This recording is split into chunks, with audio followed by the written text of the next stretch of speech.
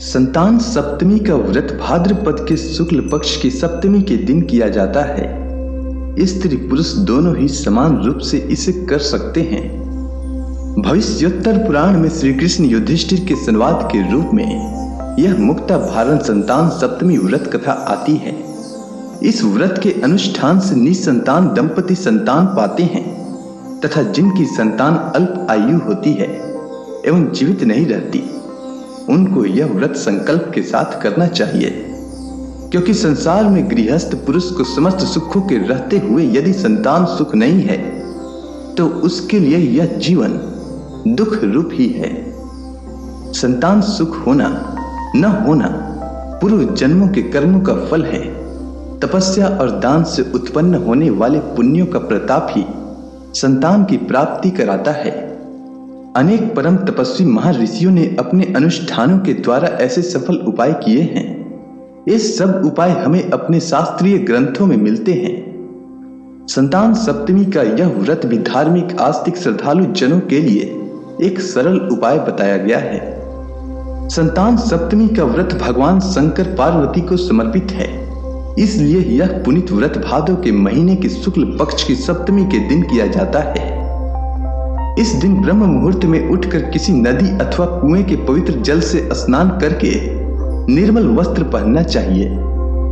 फिर श्री शंकर भगवान तथा जगदम्बा पार्वती की मूर्ति की स्थापना करें।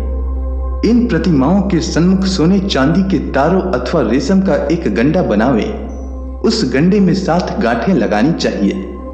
इस गंडे की धूप दीप अष्टगंध से पूजा करके अपने हाथों में बांधें और भगवान शंकर से अपनी कामना सफल होने की शुद्ध भाव से प्रार्थना करें। तदंतर 7 पुआ बनाकर भगवान को भोग लगावें और साथ ही पुआ एवं यथाशक्ति सोने और चांदी की एक अंगूठी बनाकर इन सब को एक तांबे की पात्र में रखकर उनका षोडशोपचार विधि से पूजन करके किसी सदाचार धर्मनिष्ठ कर्मनिष्ठ सपात्र ब्राह्मण को दान में दे देवें। उसके पश्चात 7 पुआ स्वयं प्रसाद में ग्रहण करें। इस प्रकार इस व्रत का पारायण करना चाहिए। भाद्रपद की शुक्ल पक्ष की संतान सप्तमी के पश्चात भी हर माह के शुक्ल पक्ष की सप्तमी के दिन व्रत रखकर महादेव पार्वती का पूजन कर व्रत कथा को पढ़ना अथवा सुनना चाहिए। इस प्रकार नियम पूर्वक करने से पापों का शमन होता है और निस्संदेह भाग्यशाली संतान की प्राप्ति होती है। व्रती के द्वारा भगवान महादेव शिव शंकर की प्रसन्नता के लिए उनका भजन कीर्तन और चालीसा का पाठ भी किया जाना चाहिए। अब चलिए सुनते हैं संतान सप्तमी व्रत कथा। अगर आप अपनी श्रद्धा भाव से कथा श्रवण के उपरांत ब्राह्मण दक्षिणा देना चाहते हैं तो स्क्रीन पर दिए गए नंबर पर भेज सकते हैं। एक दिन महाराज युधिष्ठिर ने भगवान श्री कृष्ण से कहा, हे प्रभु, कोई ऐसा उत्तम व्रत बताइए जिसके प्रभाव से मनुष्य के सांसारिक दुख क्लेश दूर होकर पुत्र और पुत्रवान हो। यह सुनकर भगवान श्री कृष्ण बोले, हे राजन, तुमने बड़ा ही उत्तम प्रश्न किया है। मैं तुमको एक पौराणिक इतिहास सुनाता हूँ, ध्यान पूर्वक सुनो।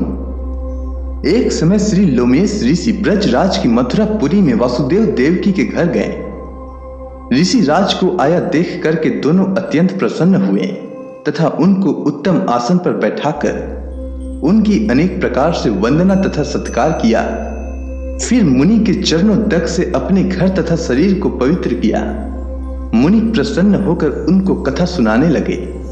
कथा के कहते कहते लोमेश ऋषि ने कहा कि हे देवकी, दुष्ट दुराचारी कंस ने तुम्हारे कई पुत्र मार डाले हैं, जिसके कारण तुम्हारा मन अत्यंत दुखा है।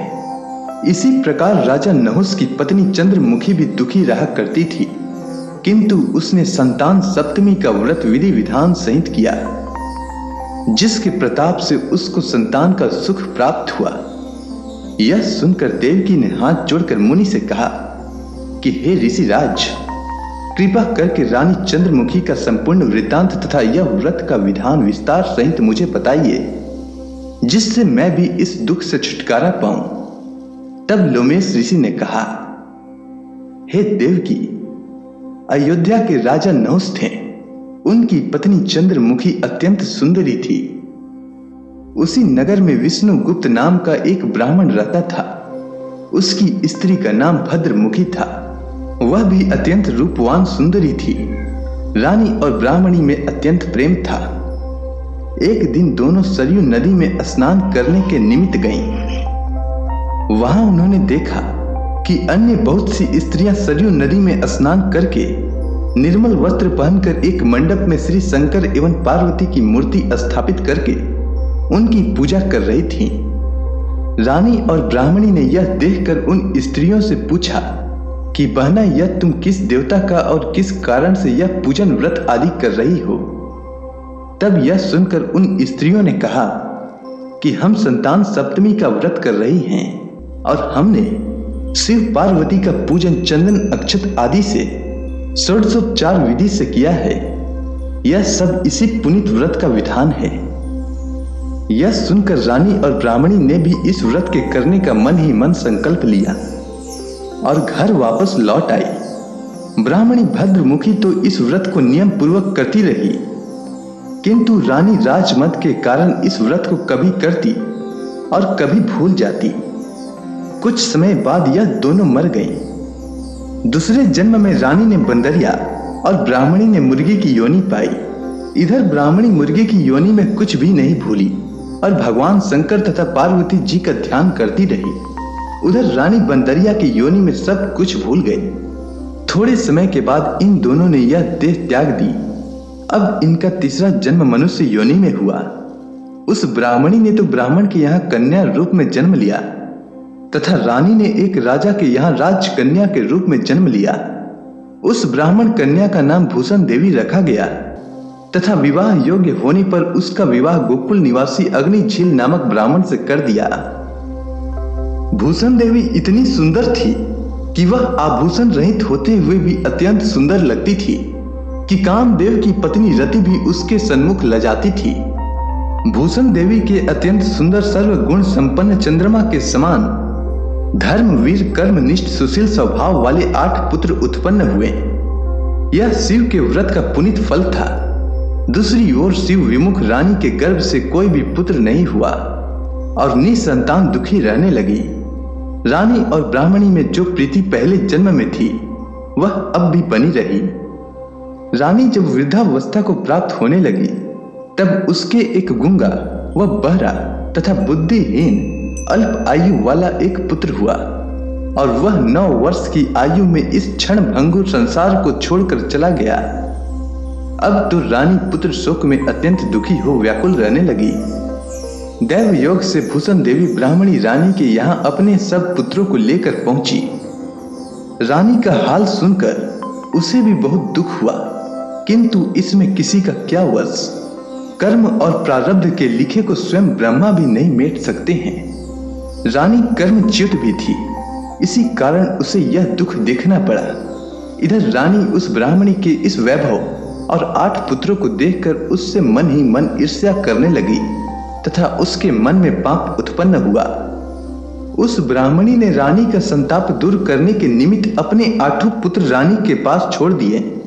रानी ने पाप के वशीभूत होकर उन ब्राह्मण पुत्रों की हत्या करने के विचार से लड्डू में विष मिलाकर उनको भोजन करा दिया, परंतु भगवान शंकर की कृपा से एक भी बालक की मृत्यु नहीं हुई।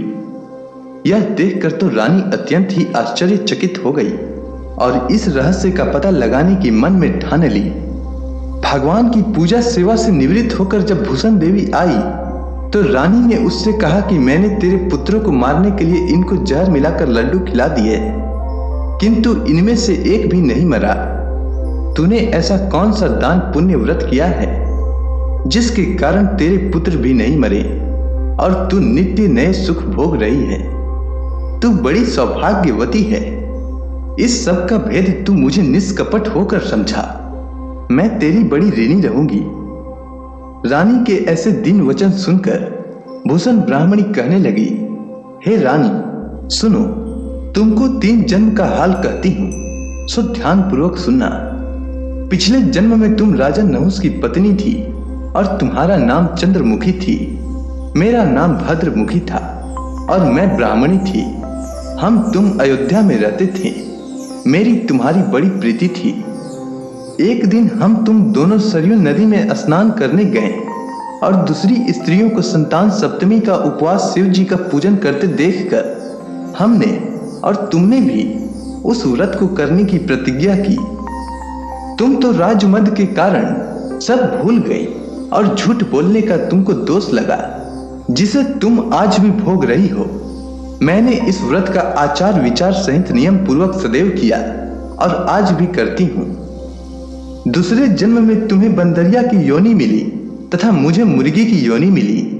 भगवान शंकर की कृपा से इस व्रत के प्रभाव तथा भगवान नाम को मैं इस जन्म में भी नहीं भूली और निरंतर उस व्रत को नियमानुसार करती रही। तुम अपने इस संकल्प को इस जन्म में भी भूल गई। मैं तो समझती हूँ कि तुम्हारे ऊपर जो भारी संकट है उसका एकमात्र यही कारण है और कोई दूसरा इसका कारण नहीं हो सकता है। इसलिए कहती हूँ कि अब से तुम भी संतान सप्तमी के व्रत को करो, जिससे तुम्हारा यह संकट दूर हो जावे। इसके बाद लोमेश ऋषि कहते हैं, हे देवी, भूषण ब्राह्मणी के मुख से अपनी पूर्व जन्म की कथा तथा व्रत संकल्प इत्यादि सुनकर रानी को पुरानी बातें याद आ गई और पश्चाताप करने लगी। अब रानी भूषण ब्राह्मणी के चरणों में पड़ क्षमा याचना करने लगी और भगवान शंकर पार्वती की अपार महिमा के गीत गाने लगी। उसी दिन से रानी ने नियमानुसार संतान सप्तमी का व्रत किया, जिसके प्रभाव से रानी को संतान सुख भी मिला तथा संपूर्ण सुख भोग कर रानी शिवलोक को गई। भगवान शंकर के व्रत का ऐसा प्रभाव है कि पथ भ्रष्ट मनुष्य भी अपने पथ पर अग्रसर हो जाता है और अंत में ऐश्वर्य भोग कर मोक्ष पाता है। लोमेश ऋषि ने फिर कहा कि हे देवकी, इसलिए मैं तुमसे भी कहता हूं कि तुम इस व्रत को करने का दृढ़ संकल्प अपने मन में करो, तो तुमको भी संतान सुख की प्राप्ति होगी। इतनी कथा सुनकर देवकी हाथ जोड़कर लोमेश ऋषि से पूछने लगी, हे ऋषि राज, मैं इस पुनीत व्रत को अवश्य करूंगी, किंतु आप इस कल्याणकारी एवं संतान सुख देने वाले व्रत का विधान, नियम, विधि आदि विस्तार से समझाइए। यह सुनकर ऋषि बोले, हे देवकी, यह पुनीत व्रत भादो के महीने की शुक्ल पक्ष की सप्तमी के दिन किया जाता है।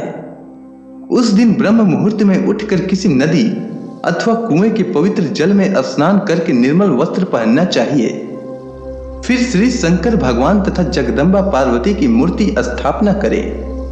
इन प्रतिमाओं के सन्मुख सोने चांदी के तारों अथवा रेशम का एक गंडा बनावें। उस गंडे में 7 गांठें लगानी चाहिए।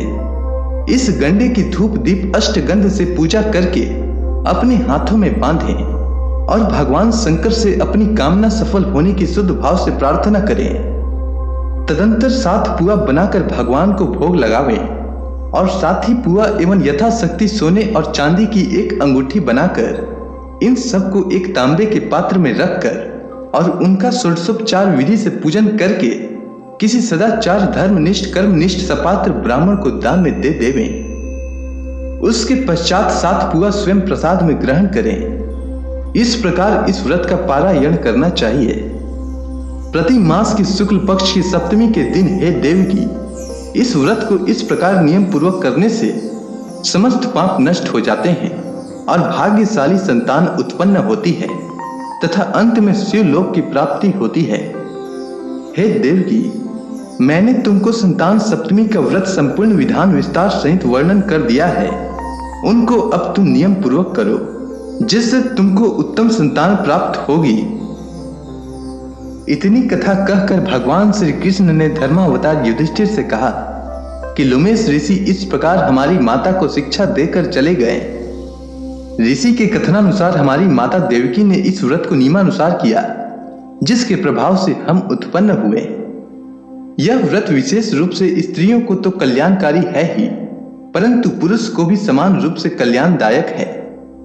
संतान सुख देने वाला, पापों का नाश करने वाला यह उत्तम व्रत है, जिसे स्वयं भी करें और दूसरों से भी करवाएं। नियम पूर्वक जो इस व्रत को करता है और भगवान शंकर एवं पार्वती को सच्चे मन से आराधना करता है, वह निश्चय ही अमर यश प्राप्त करके अंत में शिवलोक को प्राप्त होता है।